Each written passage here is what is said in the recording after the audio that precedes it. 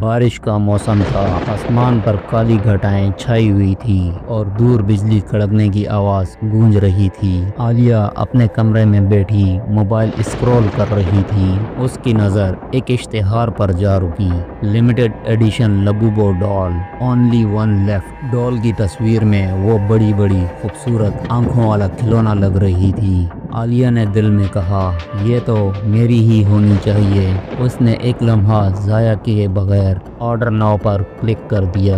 اگلی صبح دروازے کی بیل بجی۔ عالیہ بھاگتی ہوئی باہر آئی۔ کوریئر بوائے نے ایک پارسل اسے دیا جس پر کوئی نام نہیں تھا، صرف ان نون لکھا ہوا تھا۔ عالیہ نے پارسل ریسیو کیا اور اپنے کمرے میں آ کر پارسل کھولا۔ اندر ایک خوبصورت لبوبو ڈال رکھی تھی۔ اس کی آنکھیں بہت ہی پیاری، جیسے وہ عالیہ کو دیکھ رہی ہو، اور ساتھ میں ایک چھوٹا سا کاغذ بھی رکھا تھا جس پر ایک عجیب لفظ لکھا ہوا تھا، اسے کبھی اندھیرے میں مت رکھنا۔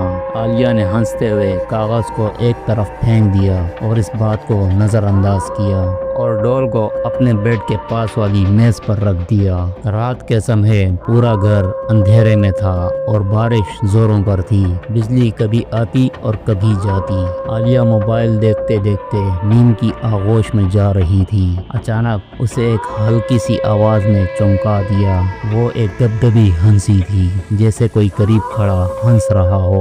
عالیہ نے آنکھیں کھول کر کمرے میں دیکھا، مگر اسے سب کچھ نارمل لگا۔ اس نے خود کو سمجھایا شاید باہر بچے ہوں گے، لیکن جیسے ہی اس کی نظر ڈال کی طرف گئی تو ڈال کی آنکھیں لال ہو کر چمک رہی تھی، جیسے کسی نے اندر لال بلب جلا دیا ہو۔ اگلی صبح عالیہ نے اپنے کمرے سے باہر نکل کر دیکھا تو وہ حیران رہ گئی۔ کچن کے برتن ٹوٹے ہوئے تھے، کتابیں زمین پر بکھری پڑی تھی اور دروازے کے آس پاس پاؤں کے نشانات تھے۔ ڈر کے مارے اس نے CCTV فوٹیج چیک کی۔ جب ویڈیو چلی تو اس کی سانسیں رک گئی۔ رات کے 2 بجے کمرہ خالی تھا، لیکن آہستہ آہستہ لبوبو ڈال بیڈ سے نیچے اتری، کیمرے کے بالکل قریب آئی اور کیمرے کی طرف دیکھ کر مسکرانے لگی۔ عالیہ یہ سب دیکھ کر بہت ڈر گئی۔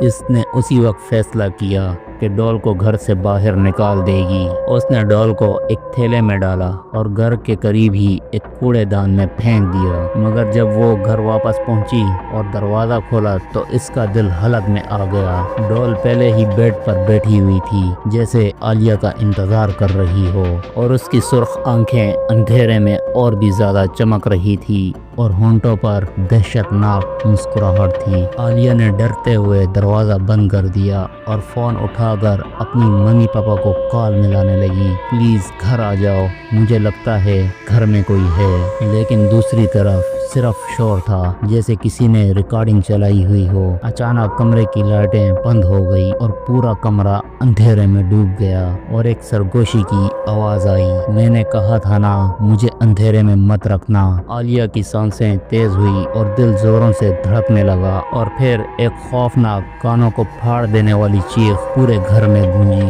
اگلی صبح جب عالیہ کے ممی پاپا گھر واپس پہنچے تو کمرہ خالی تھا اور بیڈ پر صرف لبوبو ڈال جو سیدھا دروازے کو دیکھ رہی تھی اور مسکرا رہی تھی۔ عالیہ کا کوئی نام و نشان بھی نہ ملا اور عالیہ ہمیشہ کے لیے غائب ہو گئی۔ اگر آپ کو ہماری یہ اسٹوری پسند آئی ہو تو ہمارے چینل ہانٹڈ کہانی کو سبسکرائب کریں، لائک کریں، شیئر کریں اور بیل آئیکن دبانا نہ بھولیں۔